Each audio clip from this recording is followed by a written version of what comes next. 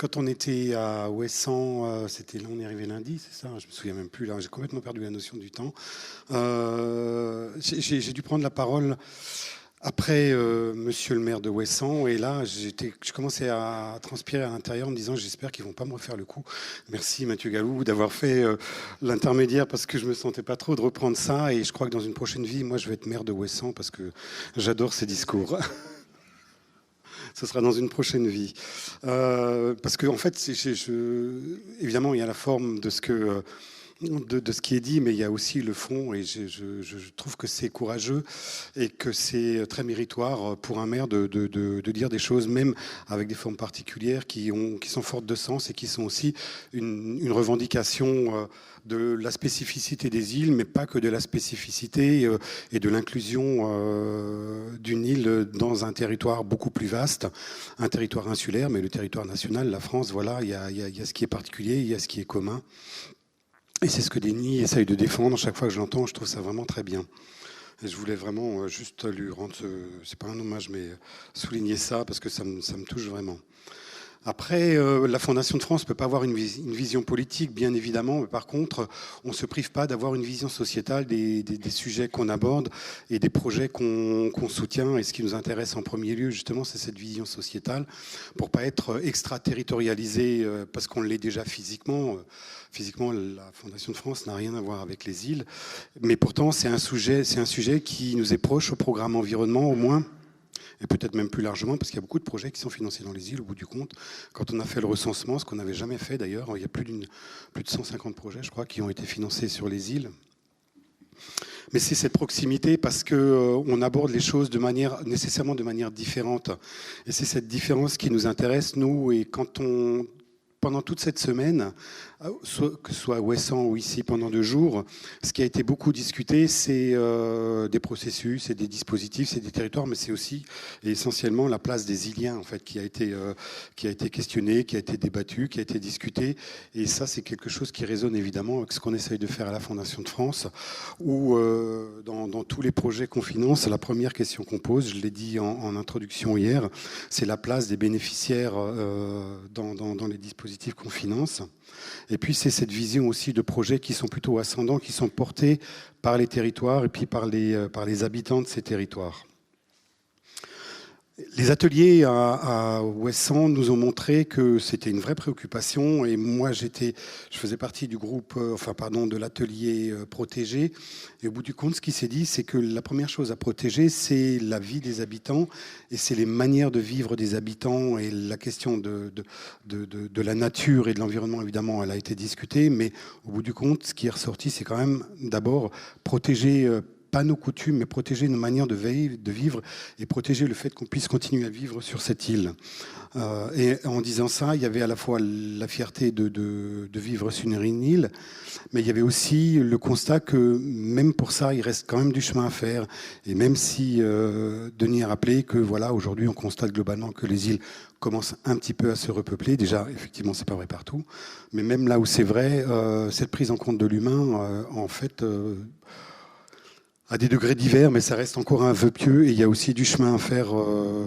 pour que ça, ce soit une réalité, et puis que tous les projets de développement, tous les programmes de développement, et puis tout concernant la Fondation de France,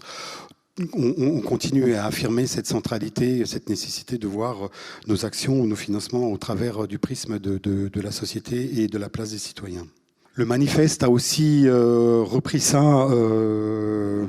dans ses préconisations, et c'est un manifeste que nous, de ce point de vue-là, en tant qu'institution, non pas insulaire ou ilienne, mais institution nationale, on pourra aussi reprendre pour défendre la vision que porte la Fondation de France sur les îles et la particularité de ces territoires, qu'on va pouvoir nous aussi soutenir de manière peut-être un petit peu plus précise. Alors ça ne veut pas dire qu'on va créer forcément un appel à projet sur les îles, voilà. Mais par contre, ça veut dire qu'effectivement, c'est des territoires particuliers que nous, on pourra peut-être analyser de manière particulière au moment où on aura des projets sur les îles qui seront regardés.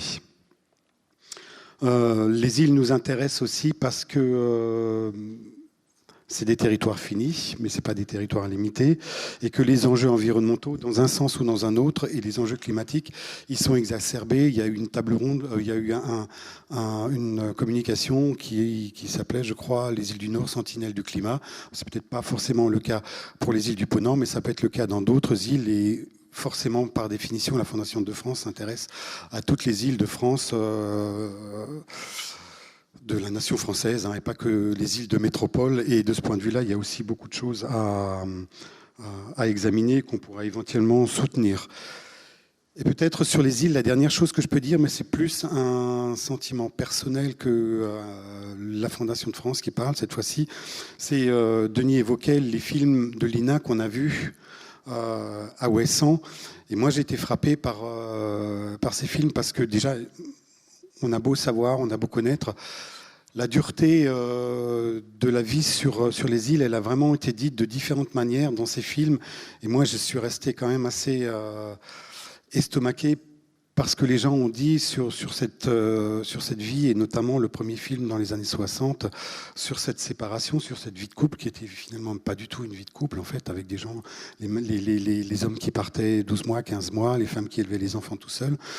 Et si je parle un peu à titre personnel, c'est parce que moi je suis plutôt issu, et je suis d'un milieu montagnard, et que je me souviens très bien que les premières fois que je suis venu avec Louis Brigand, encore une fois, je m'inscris pour la course au déambulateur. Mais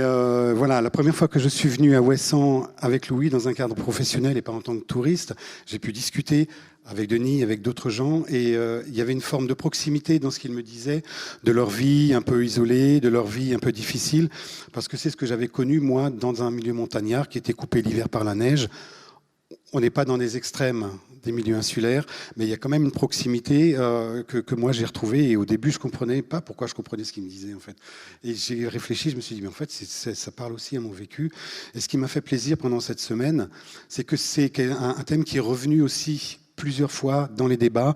ou dans les tables rondes, ou dans les ateliers, ou dans les présentations, cette proximité des milieux isolés, et pas que des îles. En fait, les îles sont des milieux caricaturalement isolés, mais il y a d'autres milieux isolés qui existent. Et moi, je rêve d'une thèse qui fasse le lien entre ces différents milieux isolés qui existent voilà, un petit peu partout en France et dans le monde.